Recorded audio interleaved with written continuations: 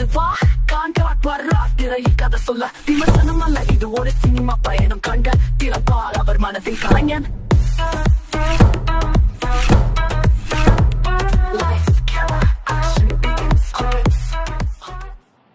ஹே macaws, இந்த எபிசோட்ல விக்னேஷ் ராஜா டைரக்ஷன்ல தனுஷ் நடிப்பில் வெளிவந்த கரை தமிழ் படம் எப்படி இருக்குன்னு பார்க்க போறோம். இந்த வீடியோ பிடிச்சிருந்துச்சுன்னா லைக் பண்ணுங்க, உங்க ஃப்ரெண்ட்ஸ் அண்ட் ஃபேமிலிக்கு ஷேர் பண்ணுங்க, உங்கள் கருத்துக்களை கமெண்ட் செக்ஷன்ல பதிவு பண்ணுங்க, மறக்காம இந்த சேனலை சப்ஸ்கிரைப் பண்ணுங்க.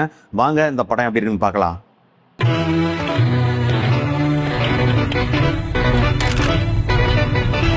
இந்த படத்தோட கதை என்னன்னா, 90 காலகட்டத்தில் இந்த கதை நடக்கிற மாதிரி எடுத்திருக்காங்க. அப்போ திருடனா இருக்கிற தனுஷ் மமிதா பைஜுவை கல்யாணம் பண்றதுக்காக கடைசியா ஒரு திருட்டு மட்டும் பண்ணிட்டு இந்த தொழிலை விட்டுலான்னு சொல்லிட்டு டிசைட் பண்றாரு.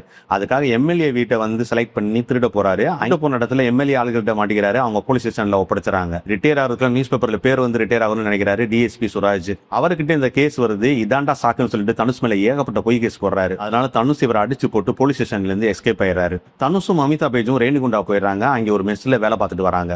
கிடைக்கிற வருமானம் பத்தாதனால சொந்தமா ஒரு மெஸ் வைக்கணும்னு டிசைட் பண்றாங்க. அதனால பேங்க்குக்கு போய் லோன் கேட்கறாங்க. கொலாட்ரலுக்கு ஏதாவது ப்ராப்பர்ட்டி டாக்குமெண்ட்ஸ் கொடுத்தா லோன் தரேன்னு சொல்றாங்க. அப்பதான் தனுஷுக்கு ஞாபகம் வருது, தன்னோட சொந்த ஒரு ராமநாதபுரத்துல அவருக்கு 8 ஏக்கர் நிலம் வந்து அவங்க அப்பா பேர்ல இருக்கு. சரி, அப்பாட்ட பேசி அந்த ப்ராப்பர்ட்டி டாக்குமெண்ட்ஸ் வாங்கிட்டு வருவோம்னு சொல்லிட்டு ராமநாதபுரம் வராது. அதுக்கப்புறம் நடக்கிற அதிரி புதிரி சம்பவங்கள் தான் அந்த படத்தோட மொத்த கதையே. திங்கக்கிழமை ராத்திரி ஒரு பேங்க் கதவை உடைச்சு உள்ள போய் திருடு இருக்கான். ஆனா அவன் அதோட நிறுத்தல. இந்த படம் எப்படி இருந்துச்சுன்னா, ஒரு திருட்டு பையலோட கதையை தான் படமா எடுத்திருக்காங்க. அதனால தனுஷ் நல்லவருன்னு காட்டுறதுக்காக ஒரு 1 hour டைம் எடுத்துட்டாங்க. அதனால ஃபர்ஸ்ட் ஹாஃப்ல ஃபர்ஸ்ட் பாட்டு கொஞ்சம் போர் அடிக்க தான் செய்யுது. இருந்தாலும் ஃபேமிலி சென்டிமெண்ட் நல்லாவே ஒர்க் அவுட் ஆச்சு. கே.எஸ். ரவிக்குமார் தான் அப்பாவா நடிச்சிருக்காரு. தனுஷ் கே.எஸ். ரவிக்குமார் காம்பினேஷன் உண்மையிலேயே நல்லா இருந்துச்சு. கருணாஸ் கூட சேர்ந்து தனுஷ் பேங்கை ராபரி பண்ற சீன் நல்லாவே எடுத்திருந்தாங்க. ஆடுகளம் நிறைய அந்த ஒரு சீன் வந்தாலும் நல்லா இருந்துச்சு. அதுக்கப்புறம் இன்டர்வல் வருது. அடுத்த மதுரையில் ஒரு இடம் இருக்குங்க, ஒரு பண்ண வீடு, எப்படி 4 லட்ச ரூபா தரும். இப்படி ஃபர்ஸ்ட் ஹாஃப் கொஞ்சம் ஆன் அண்ட் ஆஃபாக தான் போச்சு. எண்ட் ஆஃப் ஃபுல்லாமே பேங்க் ஹிஸ்ட் தான். சுராஜ் வந்து தனுஷை விரட்டிக்கிட்டே தெரியுறாரு. ஒரு இன்டென்ஸான ஸ்டோரி டெல்லிங், ஒரு ஸ்ட்ராங்கான பெர்ஃபார்மன்ஸ்னால கதையை நகர்த்தி கொண்டு போறாங்க. கிளைமேக்ஸ்ல வழக்கம் போல ராபின்ஹுட் ஸ்டைலில் கதையை முடிச்சிருக்காங்க. ஒரு ஸ்ட்ரெயிட்டான ஸ்கிரீன் பிளேல அங்கங்க சின்ன ஹை மூமெண்ட்ஸ் வச்சு படத்தை எடுத்திருக்காங்க. பர்டிகுலரா செகண்ட் ஹாஃப்ல தேவர் மகன் மேக்கிங்ல ஸ்கிரீன் பிளே கிராஸ் ஓவர் பண்ணது உண்மையிலே நல்லா இருந்துச்சு. போர்த்துல எடுத்த விக்னேஷ் ராஜா தான் அந்த படத்தை டைரக்ட் பண்ணாரா நம்பவே முடியல. அந்த அளவுக்கு ஈஸியா ப்ரெடிக்ட் பண்ற மாதிரி தான் அந்த ஸ்டோரி இருந்துச்சு. பகல்ல இன்னொரு பேங்குக்கு போய் கொள்ளையடிச்சிருக்கான். அப்போ அவனுக்கு ஏதோ அவசர தேவை இருக்கு.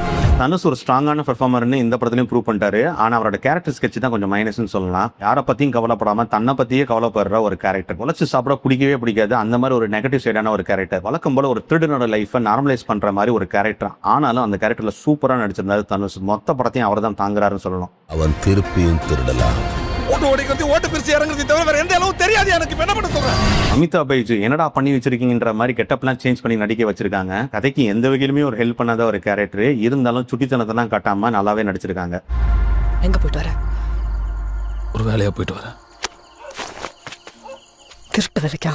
கே.எஸ். ரவிக்குமார் பெர்ஃபார்மன்ஸ்ல எல்லாத்தையும் தூக்கி சாப்டாப்ல அந்த அளவுக்கு சூப்பரா நடிச்சிருக்காரு. அவரோட கெட்டப் சூப்பரா இருந்துச்சு. மேக்கப்லாம் சூப்பரா பண்ணிருந்தாங்க.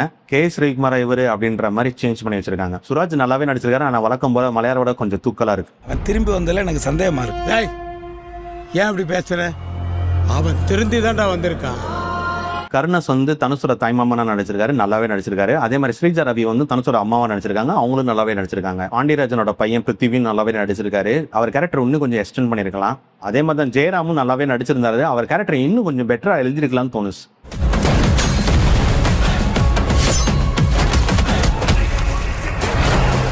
டெக்னிக்கல் வைஸா பார்த்தோம்னா மாயா பாண்டியோட ஆர்ட் ஒர்க்ல 90 காலகட்டத்தை அப்படியே ஸ்கிரீன்ல கொண்டு வந்திருக்காரு சினிமாட்டோகிராஃபர் தேனி ஈஸ்வர். ஒரு எல்லோவிஸ் கலர் டோனை படம் ஃபுல்லா மெயின்டைன் பண்ணிருக்காரு. படத்தோட பிளஸ்ஸே இவங்க 2 பேரோட ஒர்க் தான். ஜிவி பிரகாஷ்குமாரோட மியூசிக்ல பாட்டெல்லாம் ஏற்கனவே கேட்ட மாதிரி தான் இருந்துச்சு. அதே மாதிரி தான் பிஜிஎம் ஒரு சில இடத்துல ஒர்க் ஆச்சு, ஒரு சில இடத்துல ஒர்க் ஆகல. எனக்கு பணம் வேணும். என் நிலைமை உங்களுக்கு புரியாது. ஸ்ரீஜித் சாரங்கோட எடிட்டிங்ல படம் 2 hours 40 minutes ஓடுது. இவரோட எடிட்டிங் தான் படத்துக்கு மைனஸ்னே சொல்லலாம். ஃபர்ஸ்ட் ஹாஃப்ல ஒரு 40 minutes சாலிடா கட் பண்ணிருக்கலாம். ஆக்ஷன் சீக்வன்ஸ்லாம் தினேஷ் காசி பண்ணிருக்காரு. இன்ட்ரோ ஃபைட்ல ஒருத்தரை ஒரு ரூம்ல இருந்து இன்னொரு ரூமுக்கு தூக்கி எறிவாங்க. அந்த சீன்லாம் சூப்பரா இருந்துச்சு. அதே மாதிரி சேசிங்ல அம்பாஸ்டர் காரை வந்து ஜம்ப் பண்ணி வரும். ரொம்ப ரியலிஸ்டிக்கா இருந்துச்சு. சூப்பரா இருந்துச்சு. ஓடவா விடுறாங்க.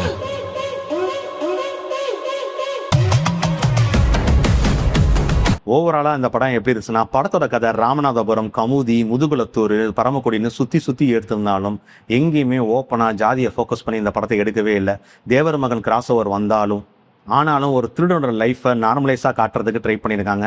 இந்த படம் ஒரு 16+ படம், அதனால குழந்தைய கூட்டிட்டு போகாதீங்க. இந்த படத்தை தாராளமாக ஒரு தடவை தியேட்டரில் போய் பார்க்கலாம். இந்த படத்துக்கு நான் தர ரேட்டிங் 3/5. இந்த வீடியோ பிடிச்சிருந்துச்சுன்னா லைக் பண்ணுங்க, ஷேர் பண்ணுங்க, மறக்காம இந்த சேனலை சப்ஸ்கிரைப் பண்ணுங்க. மீண்டும் அடுத்த வீடியோவில் சந்திப்போம். திஸ் இஸ் கான்காட் அண்ட் யூ ஆர் வாட்சிங் சினிமா வித் கான்காட். படத்தோட ஃபர்ஸ்ட் ஹாஃப்ல கல்ஃப் வார், பெட்ரோல் டீசல் பிரச்சனையை காட்டியிருந்தாங்க. ஆகா, போர் தொழில் எடுத்த டேரக்டர் ஆச்சு, இதை வச்சு செகண்ட் ஹாஃப்ல ஏதோ பெருசா பண்ண போறாருன்னு பார்த்தா அதுல ஒண்ணு இல்ல, கீழே போட்டுரு.